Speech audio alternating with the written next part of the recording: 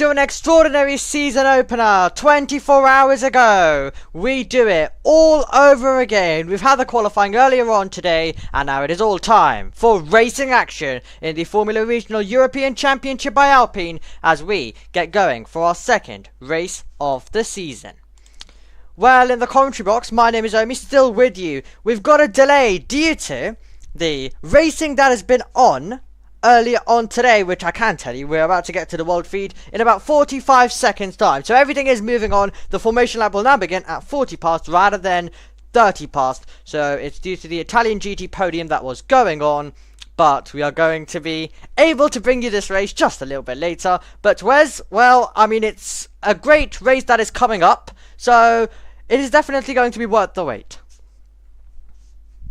Yeah, absolutely. We're looking at a pole position for Evan Gilter, and alongside him on the starting grid will be one Freddie Slater, who is going to be absolutely desperate to make up for the fortunate first couple of corners he had yesterday, which were caused in large part due to the poor start he had. So yeah, a lot to make up for there.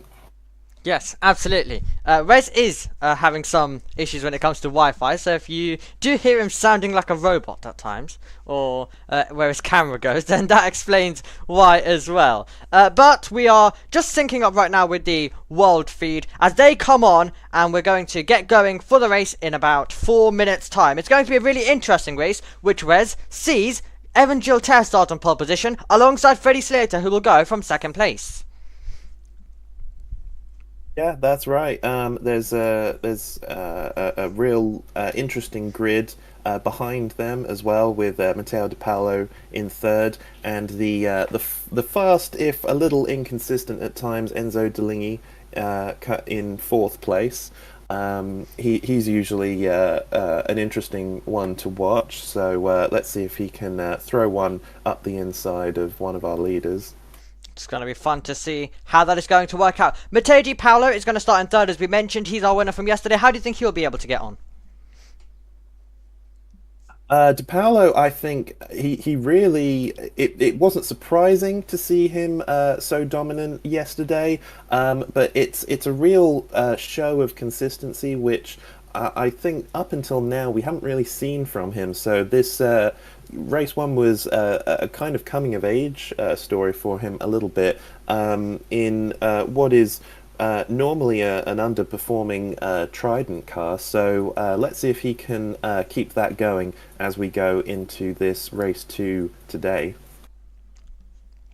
That will definitely be very interesting to see. The cars are lined up on the grid for the formation lap to begin in a couple of minutes time. We're right now taking a look at the grid in terms of on your screen, and that grid is going to turn into live timings exactly when the 5 lights go out. That's how it works in this championship and Italian F4, which we're also covering, which still has one more race to go, which is the finale. So it will be the race. It will be the final race of the weekend, is what I mean by finale, not a title final. We are only starting the season of that. But yes, the finale of the weekend, it all ends there. It is all, it is the big event. It's the one where they all qualify for, with 3 qualifying races, and it all comes to a close. So it's going to be a lot of fun. It's going to be a lot of fun to see how that one is going to play out. That'll be recorded and uploaded to JB Motorsports 2, unless, now this is hugely important. We are on a 10-minute delay right now. If this delay continues on, then we may even be able to cover it live. Who knows? So that's going to be really fascinating to see. Everything is set up, so we have everything ready. And we've already got a stream set up thanks to Joshua Birch, which is just on private. So we've got everything ready, so who knows? Who knows at this stage? But yes, do join us across on F1 Academy. It will be quite a lot of fun to see who's going to take the win, where our very own Dorian Pan is going to be in the mix. She is going to be trying to do the double in F1 Academy for the first time in her career. Back over though to FRECA, the Formula Regional European Championship by Alpine. About a minute away from this formation lap, Dion Goda became the rookie winner yesterday, Wes. But he said he was disappointed. He wants a lot more than that. Yeah, he does. When you're a racing driver, of course, enough is never enough. So although he as you said, took the rookie win yesterday. He did fall quite far down compared to the rest of the field. I'm just looking up now exactly where he finished. Dion Gouda. Okay, so he finished 17th overall, despite taking the rookie honors. So yeah, there's a real kind of disparity a little bit between the first year drivers and the rest of the field. So the rookies have got a lot to prove. Not always an easy thing to do for them, but yeah, let's see if they can work their way up the field or not. That's exactly what they'll be trying to do. Let's take you through the grid then for this contest, where it sees Evan Gilter alongside Freddie Slater on the front row, and we have Matteo Di Paolo, our winner from yesterday, in third, alongside Enzo Dellini. He's in fourth position. Let's see how he's going to be able to get on from there. Pedro Claro is in fifth alongside Rashid Al-Daheri, who was on the podium yesterday as well. Dion Godar, rookie winner from last year, we were just discussing about him. He's in seventh alongside Ashke Bora, who is in eighth position. Ninth is Nand Howard Biran Bakhti. Nikita Bedrin is in P10. Let's see how Car 10 will be able to get on from there. Jack Beaton in 11th, and then we have Yin Nakamura, who was round in the opening few turns along with Freddie Slater in yesterday's season opener race. Let's see how he's going to be able to try get into the top 10. That's exactly what he will be hoping for. And we're going to move on to the next row of the grid, which is 13th and 14th position, along with 15th and 16th coming into play. And it's going to be on those rows, Hayu Yamakoshi alongside Tato Kato, and then we have Kanato Lee alongside Rui Hengye, who will go from P16. Really interesting race that he had yesterday, so let's see whether he can try and work on that. Enzo Persia involved in some of the battling yesterday, and Giovanni Maschio is in 18th position. Kasper Stuka is in 19th, and then Ruki Liu is in P24. The Trident Racing team, who took their first victory in FRECA yesterday. And then we have Borna, who's in 21st, and then Kulkani is in 22nd position. Valerio Vinicelli is in 23rd, and we have Arthur in 24th, Saka Al-Moshari in 25th, and Tim Gayhards is the 26th and final driver on the grid.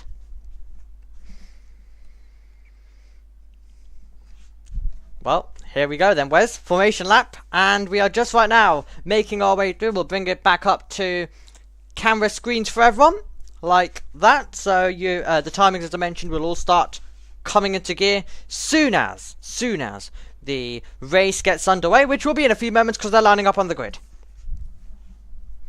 Yeah, that's right. Evan Gilter. I saw a quick shot of him on the grid before the formation lap. I didn't realise he picked the number 95 because he's such a fan of Lightning McQueen. He's got the famous Lightning McQueen livery on the side of his helmet, which I absolutely love. It's incredible how much that movie inspired a generation of other drivers to pursue this career.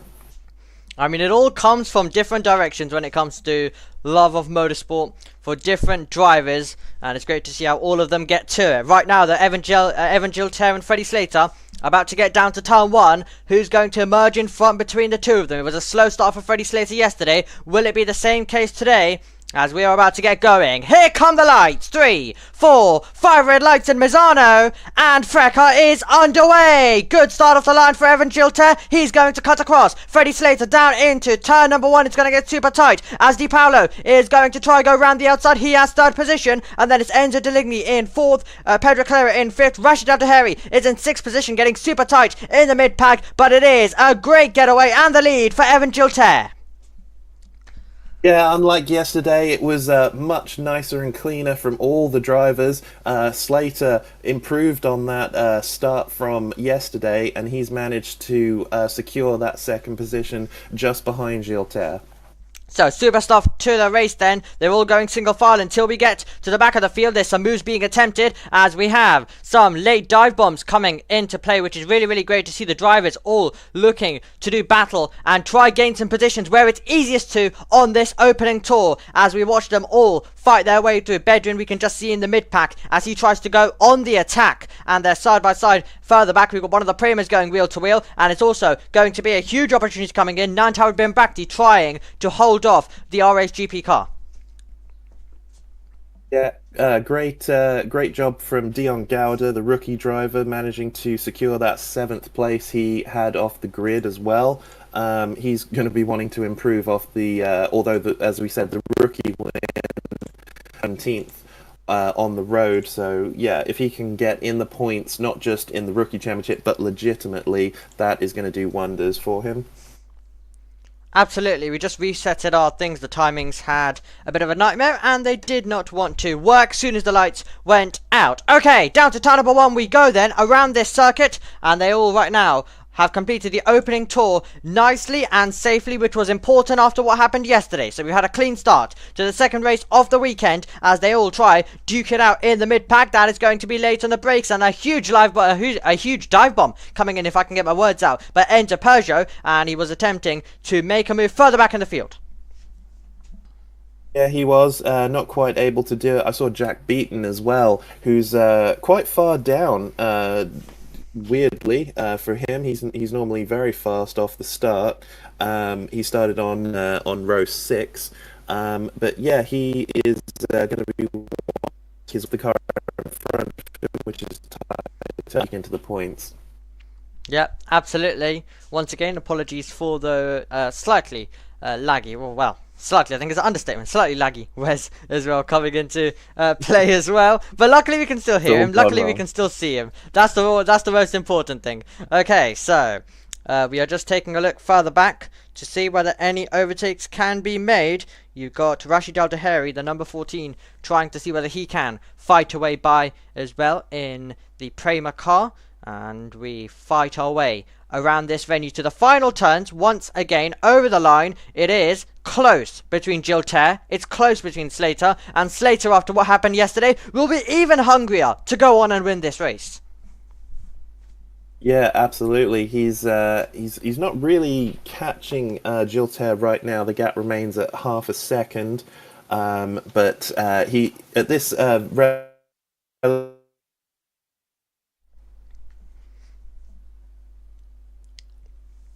think we've completely lost Wes there.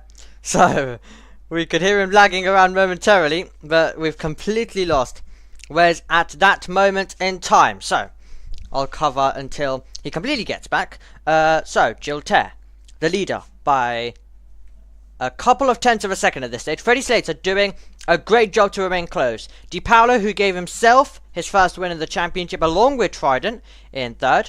And then we find ourselves with Enzo Deligny in fourth position. Pedro Claro is in fifth right now for Van Amersfoort. So doing well at this stage as they all fight their way through, and a really, really fascinating race going on, which is seeing in the background a very big defensive shape. And we have the late dummy being sailed as we have some overtakes that could be made. And I think we hopefully should have Wes back. I'll just quickly adjust everything for us so we can quickly get Wes back in picture with his camera, and hopefully if we switch to the camera screen we should have Wes again. Hi Wes. Hi, I'm back. Sorry about that, everybody. My internet's not the greatest today, I'm afraid. But yeah, hopefully it won't affect things too much. Yep, absolutely.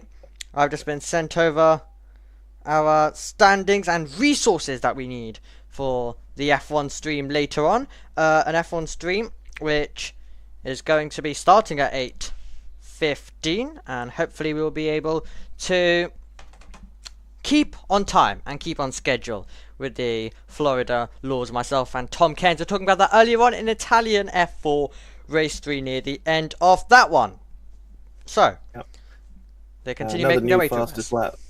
Another new fastest lap from Freddie Slater, 1 minute 30.438. He was only a tenth of a second faster than Gilter, though. So Gilter is largely matching him for pace. The gap is now 4 tenths of a second from its original 5. So I don't think Gilter is completely losing it, so to speak. I think he's more than a match for Slater so far, at least. Yeah, and if we combine everything, Wes, when it comes to dirty air and everything, even if Slater does have the advantage, which I think definitely loads would consider is the case, even with that, with the dirtier and everything that comes into play, can usually even it out and make it harder for Slater to make that overtake with ease compared to, let's say, if we were at a circuit like Monza. That's right. Yeah. It's definitely possible to overtake here, as we saw that quite substantially towards the end of race one, when the tires were starting to grain, and the drivers who had managed to protect them better were certainly reaping the benefits there. We've got a fastest lap of the race now from De Paulo, who did a 1 minute 30.258. That was only 0.02 of a second faster though than Gilles, who's very much answered the pace of Slater from earlier. Slater only did a 30.4, the gap now being 0.6 of a second. So it's going to be toing and froing a little bit in this early stage while the tyres are still relatively fresh.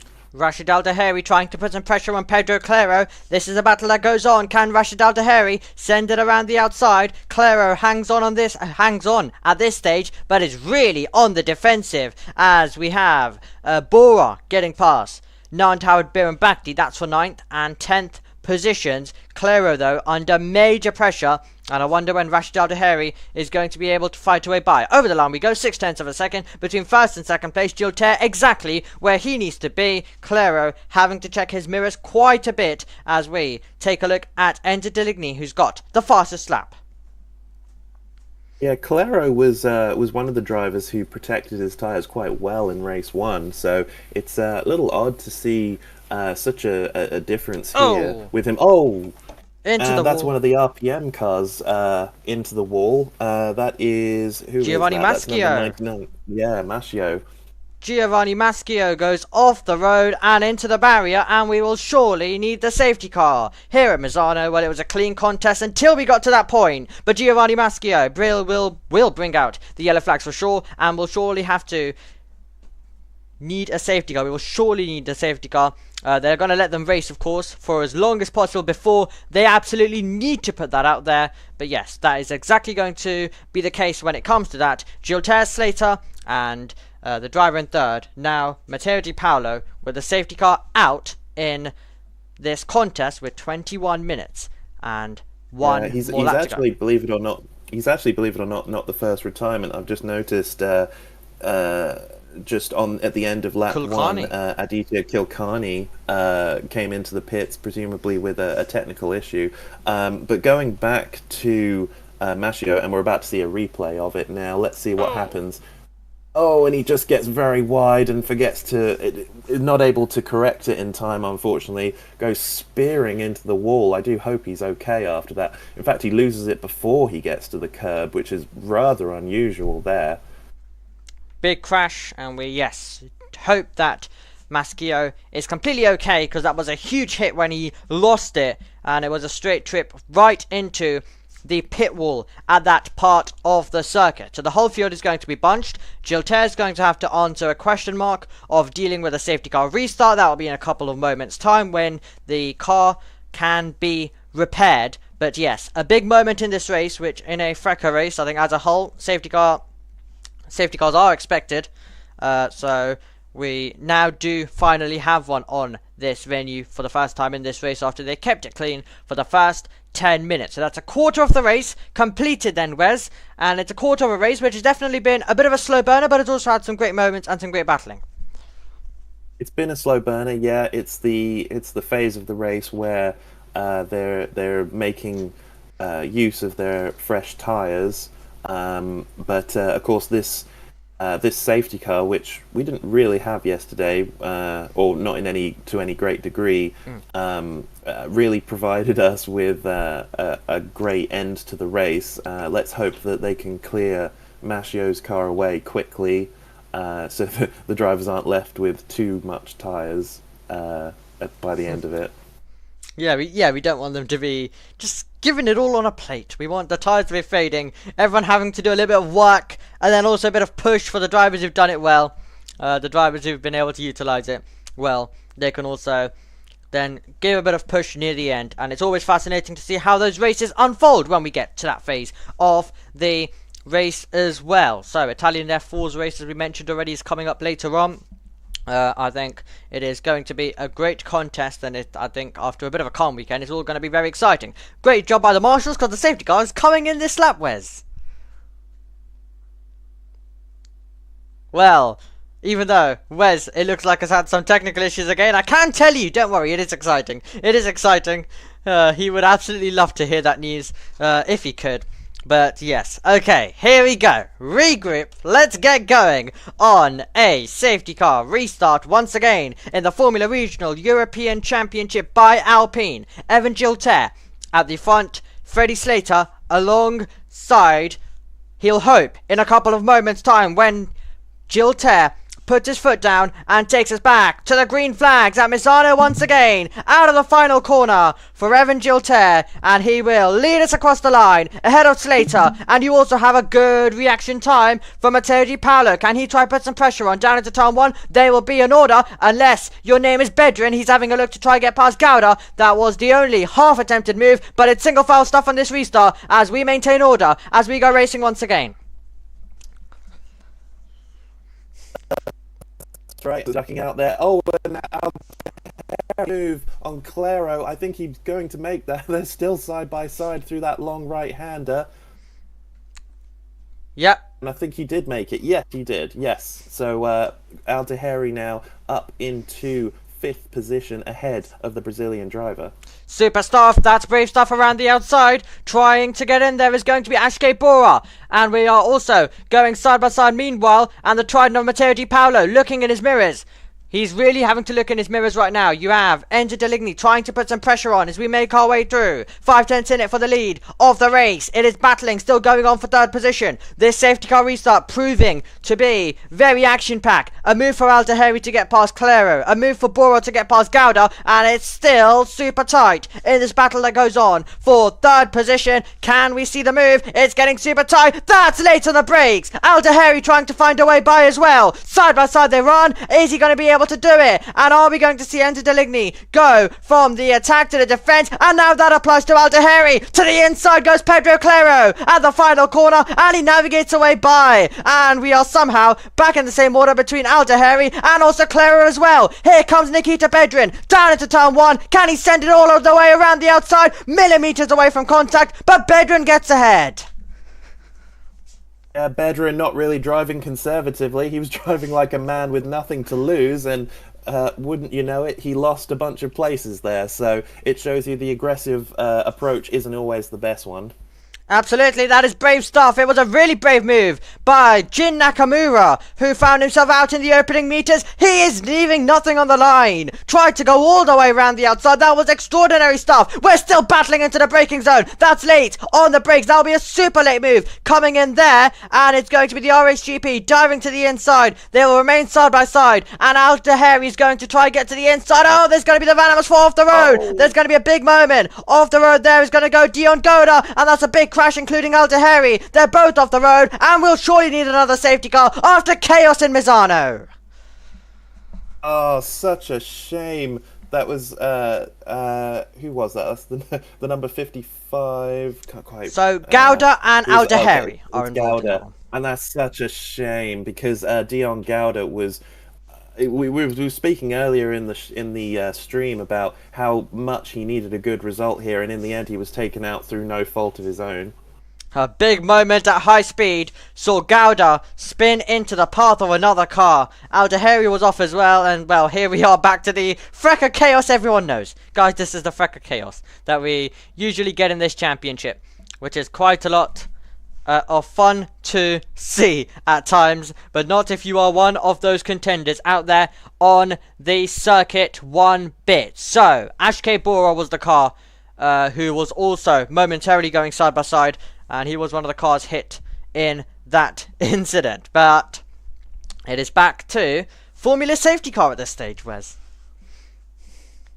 Yeah, once again. So, but as we saw before, the fact that when the safety car's out, the tire temperatures go way down, and it does provide a little bit of action for us. And I believe the saying in America is safety cars breed safety cars, and we're seeing that in evidence right now, in fact. And I believe Aldehari has come into the pits, so presumably he must have got some damage there from somewhere.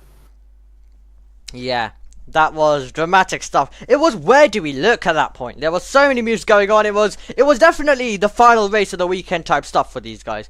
Just dive bombing, trying absolutely everything as a second race. May as well go all in. So fantastic racing for a lot of it. Contact made at some point. There was always going to happen after they were following each other really closely. Gilter though, is just doing everything he needs to. He's nailed the safety car restart so far. He's just performing brilliantly, and that's exactly what he needs to try and get points away as much as possible from Freddie Slater. Yeah, he's definitely showing in this race that he's more than a match for Slater. Aldehari leaving the pits now, so presumably it was something minor like a front wing change or something to that effect. Yeah, De Paolo as well. I'm very impressed with him in seeing off the challenge from Delingy. He is a very difficult man to resist, is Delingy. Among the other drivers that have benefited from all the chaos, Jack Beaton is up into 8th position. Birambati is up into 7th. So they are on for some good points in this race. So we have the tyre heat being generated into the tyres by Gilter. Everyone's at a slow pace. The safety car's coming back in at the end of this lap. The marshals are really quick when it comes to incidents so far. As for the one earlier, of course, not too much to deal with when it comes to this one. But here we go, because the cars were able to get to some degree back to those pit lane. But here we go then. Evan Gilter is about to put his foot down and take us back to green flag racing. Freddie Slater's going with him though. Freddie Slater is super close. Can we see the British driver get the run down towards the first corner? We are racing once again in Misano, and it's going to be a run down towards the first corner, still led by Evan Gilter, as we watch to see who is going to be dishing out the overtakes on this restart. 11 minutes 40 seconds still to go, plus 1 lap after this. Yeah, Gilter played that to absolute perfection. Slater was right there with him in the second. Oh, and we've got a move there. That's Bedrin overtaking Claro. So Claro seems to be going backwards in this race. But going back to what I was saying earlier, Slater was right on Gilter's gearbox going into the second to last corner, but he kind of played his hand a little too early there, because all Gilter had to do was to slow down the pace. Oh, and we've got more moves in the background. I think is that Beaton, I think? Yeah, we also had Hayu Yamakoshi trying to make some battles as well. Further back, we are making our way through. Once again, we're still following the same philosophy of it being a crazy restart. A crazy restart which Slater wants to have a go. Here's Bedrin versus Claro, as Claro tries to fight back, and they're going to be super tight as we go down to the next corner, wheel to wheel between these two drivers. Bedrin's going to go miles off the road as he gets pushed off with how the corner works. He's not the only Van Amersfoort is right now at this stage going on the attack. Claro having to defend, and also same applies to Yamakoshi as we mentioned, and they all navigate their way through. It is just one of those FRECA races. After a bit of calmness yesterday, after the race start crash, it is today mostly a calm start, and then it's all frenetic all the way to the checkered flag. Really good aggressive counter defense there from Pedro Claro. That's the second time in this race that he's retaken a place after he's been passed. So yeah, he's really impressive in this race. Yep, really impressive. Can the red and white Prima go on the charge? Can he make some moves? He's been stuck behind for so long. He will want to get by. He's always following in those 410s, so you just never know when he's going to make the move. He is fast Freddy at the end of the day, so who knows. But Gilter, a great driver, and it's great to be able to see him showing us some of his class, as we have Enzo Peugeot trying to go on the attack as he tries to make some moves. That is going to be further back in our field, so he was able to defend that position. You've got Kanato Lee in there. Kanato Lee is just ahead of Ricky Liu right now. That is the battle further down the field, but it is really tight still as they do battle, and there's going to be now an opportunity coming in as Beaton tries to attack Nant Howard Birnbakti. Can Jack Beaton go round the outside? Nant Howard Birnbakti has just got that position for now. Yep, Birambati doing well there to defend his position. He hasn't been this far up in a race for some time, but he's really showing what he's made of at the moment. There's moves absolutely everywhere. This this race has gone from 0 to 60 in no time whatsoever, and all it took was a safety car. All it took indeed was a safety car. And yeah, safety cars do breed safety cars, but now we're finally getting to some green flag running around Misano once again, hopefully all the way to the checkered flag to give these drivers enough time. Slater will hope for that to be the case so he can take the win. And we're also going to see Matteo Di Paolo, who will want to do the double and want to become the 10th driver to do the double in Formula Regional European Championship by Alpine history. 8 minutes and 1 lap to go in this race then, and we're seeing the drivers start to settle down just a little bit. Jack Beaton is now 0.3 of a second behind Birambati, who's losing a bit of ground to the car in front, which is Nikita Bedrin. Yeah, Beaton will want to get past him as soon as possible. Side by side now, and that is number 2, which is Borja on the back of, I think, Bora. So 2 quite similarly named drivers there, just to confuse us. But yeah, that was a pretty great move to see them side by side. Just the way it works, I think as well.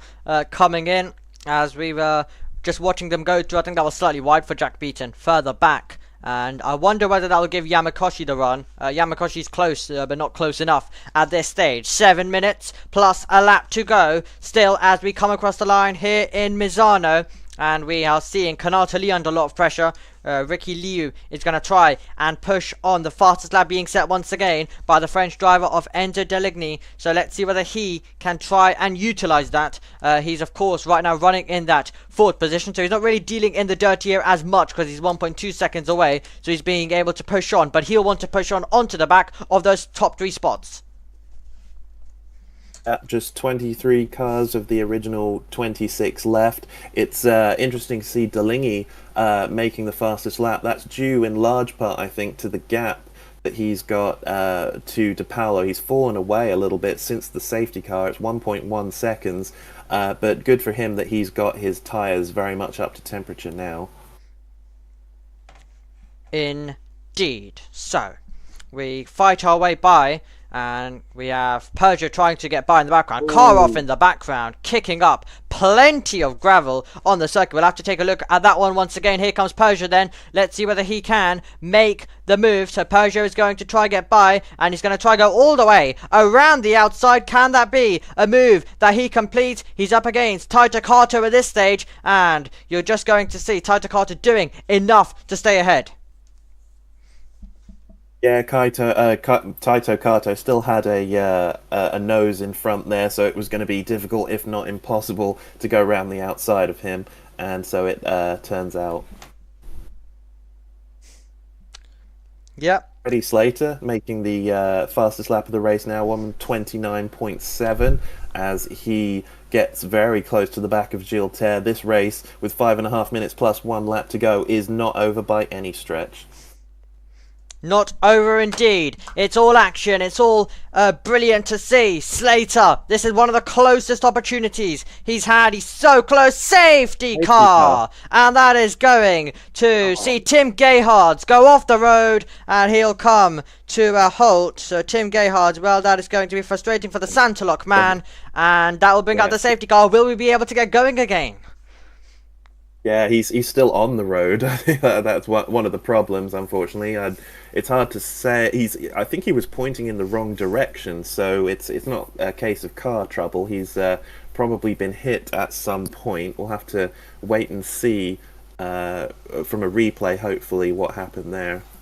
But with only 4.5 minutes to go, that's a real blow to the end of this race. Hopefully it won't take long for the marshals to clear, and we can get it back underway for maybe a 1 or 2 lap dash to the end. Yeah, I think we'll be able to get that, to be fair. We've got 4 minutes, 20 seconds. We've got a lap as well after that. So I think we can maybe get a lap or 2 in at the end of this. It's going to be incredible to watch. It's going to be incredible to see how this is going to play out. So the marshals immediately coming on. Yeah, we'll surely be able to get this one going. They're immediately coming out here as the marshals direct them all the way to stick to the right hand side, and we already have the tractor removing that Santa-Lock car. Yeah, that's right. And you know, I get the feeling that Slater, he's desperately wanting to get some big result from this weekend, and he may or may not do a do or die move up the inside of Gilles if he can get the opportunity. Yeah, absolutely. I feel like he could go for it. That's exactly what we could have coming our way. 3 minutes. 30 seconds plus a lap to go. Hopefully it'll be in at the end of this lap because they're immediately going to work. So I assume that we'll be hopefully okay by the end of this lap. And the safety car finally is up and ahead of the field. So, Gilles, Slater, Di Paolo. Oh god, this is going to be a lot of fun to the checkered flag to see who's going to win this. And then all of the chaos that will happen behind as well. But let's hope they are all able to keep it clean. Because we would like to finish behind the green flags rather than a safety car coming out and stopping this race completely. Okay, so that is right now what is going on around this circuit. And it's going to be a phenomenal finish to see who's going to become our second winner of the year.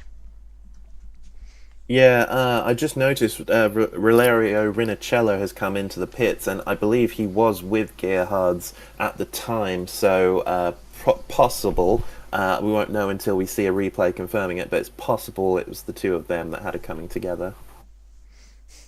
Possible indeed. So, they make their way through, and, well, this is going to be a interesting fight. The safety car is going to come in at the end of this lap. There's a confirmation. It is time to go FRECA racing once again around Misano. 2 minutes plus a lap to go. After that as well, Evan Gilles will be the leader. Freddie Slater will try to take that away. Di Paolo in third position. Slater knows that he wants to end this weekend with a high. Gilles knows that he has to take the advantage. Slater's had some great pace. He hasn't been able to find a way by. Does that change in the final stages when Evan Gilles gets his foot down and takes us back to the green flags around Misano for a sprint all the way to the checkered flag? It's time to find out. Evan Gilles drops the hammer and we go racing in Misano. Freddie Slater will try to stick with Evan Gilles. If he wants a chance of victory, he's gonna need to. Nikita Bedrin slightly wide in the background as well, but it's Gilles leading us to the green flags once again in the second race of the season. Yeah, great start from Gilles. He's leaving nothing on the table in this race as far as safety car starts go. Slater just seems to have no answer from that point of view. He's going to have to rely on getting close to the back of Gilles and possibly popping one up the inside. Yep, he'll need to try catch his rival out. That's the type of move that he will need to pull out. 48 seconds remain in this race right now, and it's close. It's close in the battle for third position, and you're going to see very late on the brakes Deligny trying to find a way by. Matteo Di Paolo, our winner from yesterday, just having the answer for now. But Deligny will want that position. He's going to go to the outside. He's going to try to go all the way around the outside to take this place. Can he try get the up and under? Can he try and put his foot down as we make our way through this? Some cars running slightly wide in the background as well. Di Paolo looking in the left mirror, looking in the right mirror. He has to defend from both sides because right now Deligny is all over the place as he tries to make this move. We're side by side, further back as well, and that's going to be beaten. And Nant Howard Bimbakti involved in that one. Yamakoshi wants to get in the mix as well. Bedrin is trying to be late on the brakes. It is fighting everywhere right now at this stage. One more lap after this.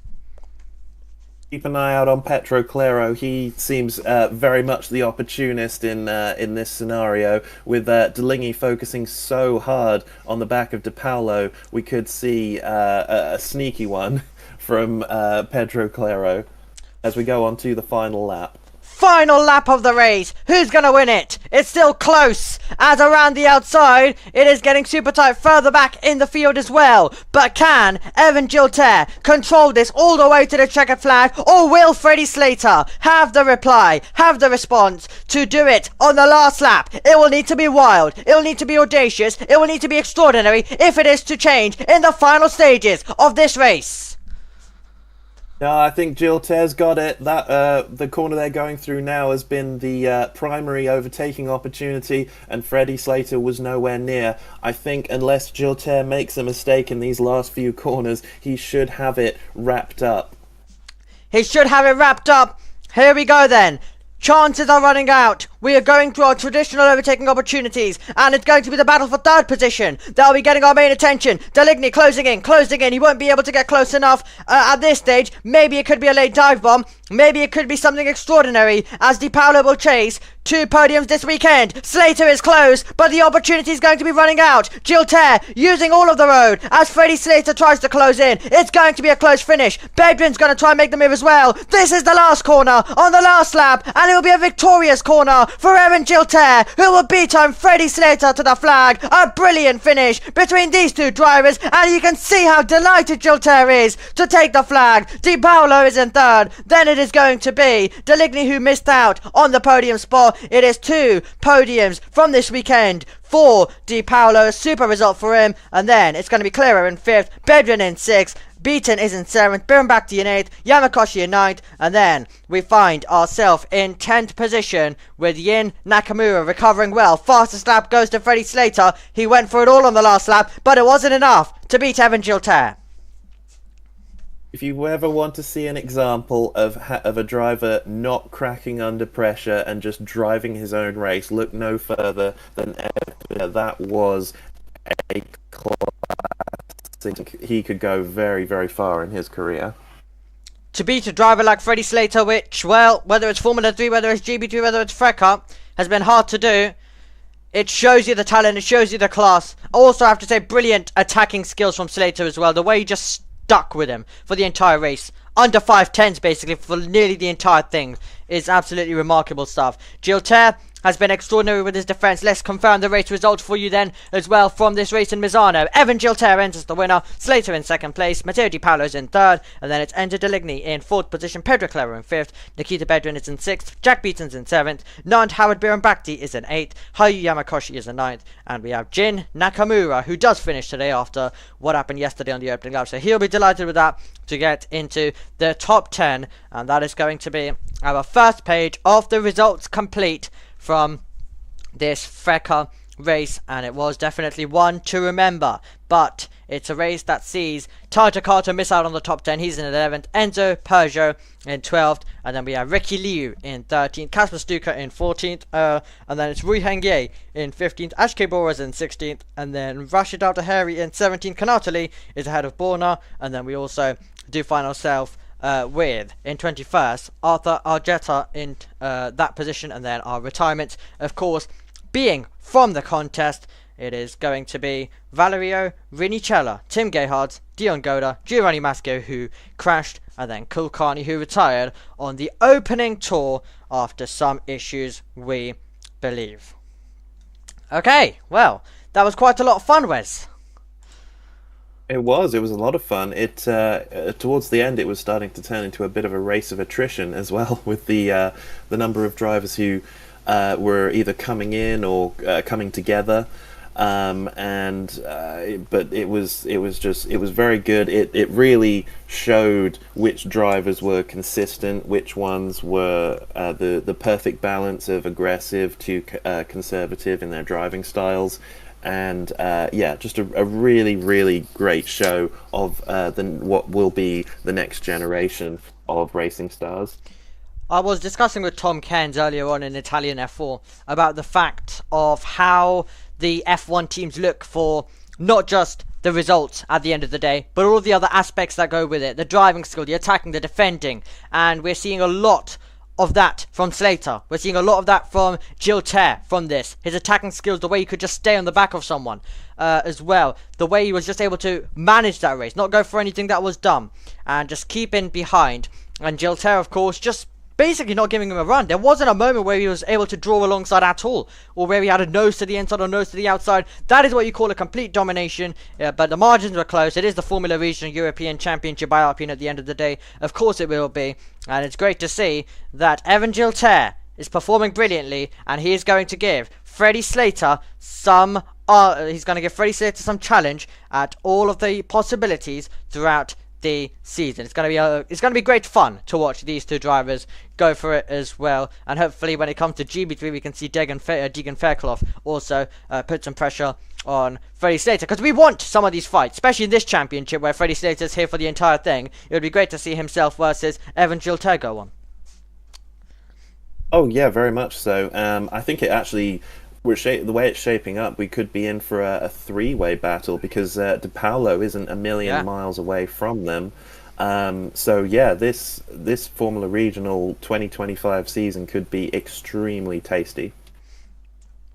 Absolutely, and well, you are getting coverage of the entire season of FRECA this year, so how exciting everyone. We've got we've picked the right season to come in as well, especially to help all of you who miss being able to say stuff like you watched this driver when they were in Italian F4 or FRECA. Now you have the chance to do it with Freddie Slater. Let's hear from our race winner though. The day belongs to Evan Gilter. Difficult weekend for us at the beginning, but then we come back a lot yesterday evening, working a lot on the car, making pole position this morning, and absolute track record like you told me on the grid. But yeah, really happy to get that first place, and we gained a lot of points on the championship, so that's a perfect weekend for now. Congratulations. Thanks. Okay, great to see that. As we take a look at the highlights of that race, a perfect getaway from Gilter, and it was super tight behind, but yeah, Gilter and Slater, they were just in formation for the entire race, glued together. Yeah, neither Gilter or Slater really ever made a mistake at this race. They always did what was required of them, but they were so equal that they never really got much of a chance to put each other under any sort of pressure. Very, very hard into the wall there from Mascio. I do hope he's okay. I didn't actually see on the broadcast whether he got out of the car unaided, so hopefully he's okay. Dion Gauda threw points away, unfortunately, much needed points, and he won the rookie race yesterday, but not able to get any points in the main championship so far. And then we saw Aldehari and I believe that was Pedro Claro side by side going round, and yeah, it was just a complete and utter chaos pretty much the entire time from start to finish. But we as they went over the line, it was Evan Gilter who managed to win the race completely dominantly, as we said. Yeah, absolutely. So, really, really close stuff as well. I'm just seeing a social media post by Valentin Kluss saying, "Racing fast cars has been my dream ever since I was capable of thinking. Did it come true? Yes. Yes, it did, and I'm incredibly grateful for the privilege and support I've had to come this far. For the first time in 11 years, I've had to put my passion on hold due to the lack of money. It certainly is the hardest phase of my career, but I'm going to do everything it takes to be back on the circuit." So a little message coming in from Valentin Kluss as well to all of the feeder series fans. So yes, he, unfortunately, we see it with loads of drivers. Remember William Alatallo as well had that, but it's never great for talents to be stopped due to budget, is it, Wes? No, it's not, and it's something that's fairly unique to motorsport as well. As much as we all love motorsport, we love to watch it. It is insanely expensive, and I have to say I don't think there is nowhere near enough being done to mitigate that fact, and drivers do keep dropping like flies, especially at certain times of the season. Sponsors can just on a whim, it seems, just take away their funding, and there's not really much a driver can do in that situation. It really, really is sad to see, and all of these different talents that miss out on seats due to it. Okay, well, on screen you can see that we've got the grid for the next race that is coming up as well. We won't be covering it. I'll be off to F1 Academy in about 37 minutes. I'll be off to F1 Academy. That'll be on as well. In third position, we find ourselves with Matteo Di Paolo, our winner from yesterday, having to settle for third. Freddie Slater on the podium in second place. A great attacking drive from him, but the best drive of the day and the best defense of the day belongs to Evan Gilter. He's on the top step of the podium, and we are going to see the celebrations begin. And great doors to see celebrations go on with his team, Evan Gilter, also doing a brilliant job once again, and as is the team who support all of these drivers. So it's always really great to see those moments where Evan Gilter can celebrate with the ART team. Yeah, I think that was him dedicating the win to Lightning McQueen. I think there he was pointing to the number 95 on the side of his helmet in that Lightning McQueen livery. So it's nice to see that you know, no matter how old you get, there's always that kid inside you that just has this sort of deep, unexplainable love for motorsport. Yeah, absolutely, and that will never change. That'll never change, especially as a commentator. It just will never change. You'll always just love it the way you always did at this age, covering it, even if it does become, let's say, 43 years you've covered it for. We of course do get some great careers that go on when it comes to broadcasting, to driving as well. Same thing applies, just really in anything. If you have a passion for it, it'll always last with you. And yes, I do hope that the driver we were just on about in terms of budget is able to get back as well. Okay, so I'm being told right now, I'm just taking a look, that the showers are forming. We're going to quickly go to the national anthem before I talk about that.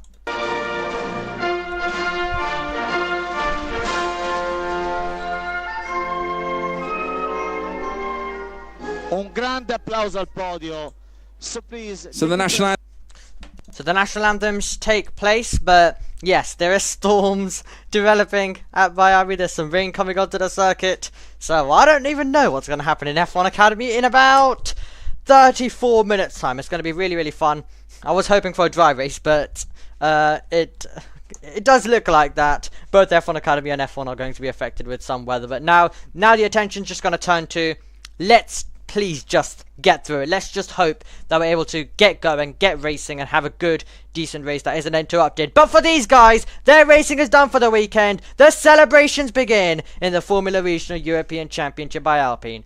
And, well, Wes, we've had an absolutely incredible weekend. What's been your thoughts as you cover your first weekend of FRECA, and we cover it for the first time in its full season?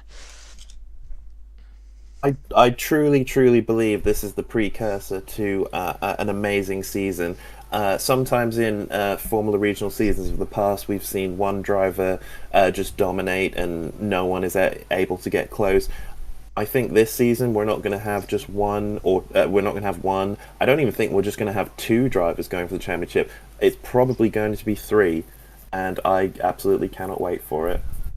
I cannot wait either. Well, that brings the end to everything from Misano. That is FRECA done. Italian F4 still to come, race 4. F1 Academy, though, coming up on JB Motorsports in a few moments' time. That will be taking place in about half an hour.